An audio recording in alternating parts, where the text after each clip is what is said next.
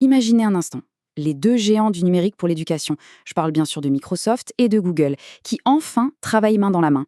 Aujourd'hui, on va s'intéresser à un défi que toutes les écoles connaissent. Comment faire collaborer ces deux univers qui, bien trop souvent, fonctionnent chacun de leur côté. Bon, la plupart des écoles, et c'est tout à fait normal, elles choisissent ce qui se fait de mieux. D'un côté Microsoft Teams, de l'autre Google Classroom. Le problème, c'est que gérer les deux en parallèle, ça devient vite un vrai casse-tête. On se retrouve avec de la saisie manuelle, des erreurs dans les listes d'élèves, des risques pour la sécurité, bref, un double travail complètement épuisant pour les équipes informatiques. Alors on en arrive à cette question toute simple. Comment ça se fait qu'avec des outils aussi puissants, on a l'impression de tout faire en double? C'est exactement ce nœud que nous allons tenter de défaire. Eh bien, c'est précisément pour répondre à cette question qu'une solution comme ClassSync a été pensée. Son but, combler ce fossé entre les plateformes.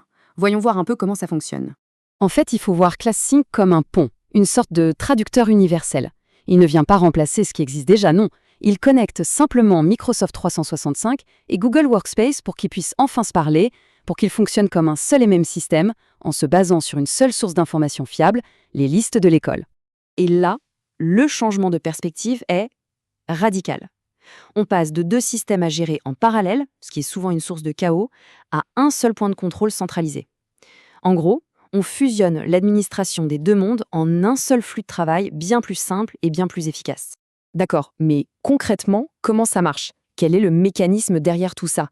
On va voir que c'est en fait assez simple, mais redoutablement efficace. Le processus est hyper simple et se déroule en 3 temps.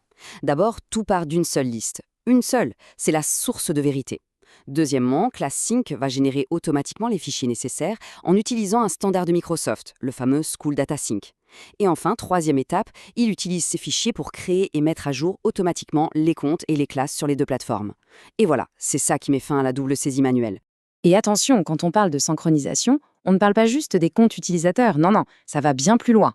Ça inclut la création automatique des groupes de classe dans Teams et Classroom, la gestion de toute la structure organisationnelle dans les annuaires, comme Azure AD chez Microsoft, et ça va même jusqu'à faciliter le transfert de fichiers entre OneDrive et Google Drive. La clé de tout ça, ce qui rend le système si fiable, c'est qu'il s'appuie sur une norme, le Microsoft School Data Sync, ou SDS. C'est un standard mondial reconnu partout qui garantit que les données sont bien structurées et bien sécurisées. En utilisant cette base, ClassSync s'assure que tout est parfaitement compatible. Pas de mauvaise surprise. Ok, on a vu la technique, le comment ça marche. Mais maintenant, passons à l'essentiel. Pourquoi faire tout ça? Quels sont les bénéfices concrets pour une école, que ce soit pour l'équipe informatique ou pour les profs? Commençons par ceux qui sont souvent en première ligne de la complexité technique. Je parle bien sûr des administrateurs informatiques. Eux, ils sont souvent sous l'eau avec la gestion de tout ça. Pour eux, le gain est juste énorme et immédiat. Fini la saisie manuelle et donc fini les erreurs humaines qui vont avec, tout est automatisé, la création des comptes, la réinitialisation des mots de passe, même la préparation de la rentrée, un moment souvent critique, devient beaucoup plus fluide. Et le gros avantage, c'est de pouvoir tout piloter depuis une seule interface. Imaginez un peu le temps gagné, du temps qui peut être réinvesti sur des projets bien plus stratégiques. Mais bien sûr, l'intérêt ne s'arrête pas au service informatique, loin de là. L'impact se ressent au cœur même de l'école, dans la salle de classe. Voyons ce que ça change pour les enseignants. Pour les profs, c'est la fin d'un vrai casse-tête, surtout en début d'année. Leurs classes virtuelles, que ce soit sur Teams ou Classroom, sont prêtes à l'emploi, avec les bons élèves dedans dès le premier jour. Ça leur donne une flexibilité incroyable pour choisir le meilleur outil en fonction de la leçon. Et puis, avec l'authentification unique, moins de problèmes de connexion pour les élèves, donc moins de temps perdu. Et il y a un point super important, ça assure la continuité. Un prof qui change d'école ne perd pas tout son travail. Prenons justement cette fonction de transfert de fichiers. C'est un excellent exemple. Le processus est super simple. On sélectionne les fichiers qu'on veut déplacer, on voit le nouveau compte de destination, et hop, on lance l'import. Tout est copié directement, de manière sécurisée. Le patrimoine pédagogique de l'enseignant le suit, tout simplement. Alors, parlons d'un sujet qui est, et à juste titre, une préoccupation majeure pour toutes les écoles, la sécurité et la confidentialité des données. Ici, la philosophie de ClassSync est limpide, et cette citation le résume parfaitement. En gros, les données sensibles, comme les listes d'élèves, ne sortent jamais de l'école. Tout le traitement se fait en local, sur la machine de l'administrateur. Rien, absolument rien, n'est stocké sur des serveurs externes. Ce principe a un nom, c'est le Privacy by Design, la protection de la vie privée dès la conception. Qu'est-ce que ça veut dire?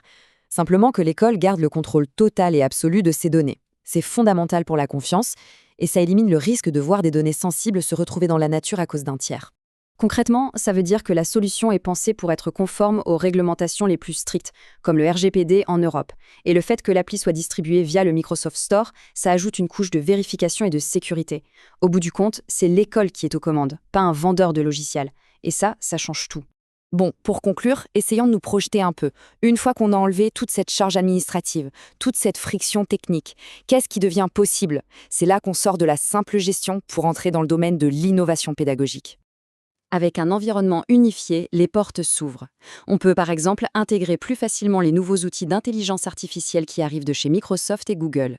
On prépare mieux les élèves au monde de demain en leur faisant maîtriser les deux plus grands écosystèmes professionnels. Et surtout, l'énergie des équipes n'est plus gaspillée dans du dépannage technique, mais elle est concentrée sur ce qui compte vraiment, la pédagogie. On va donc terminer sur cette question, qui est une invitation à la réflexion. Que pourrait accomplir une école si toute cette énergie, aujourd'hui perdue à jongler entre des systèmes séparés, était redirigée vers sa mission première, l'enseignement et l'apprentissage? C'est une perspective qui, je pense, vaut vraiment la peine d'être explorée.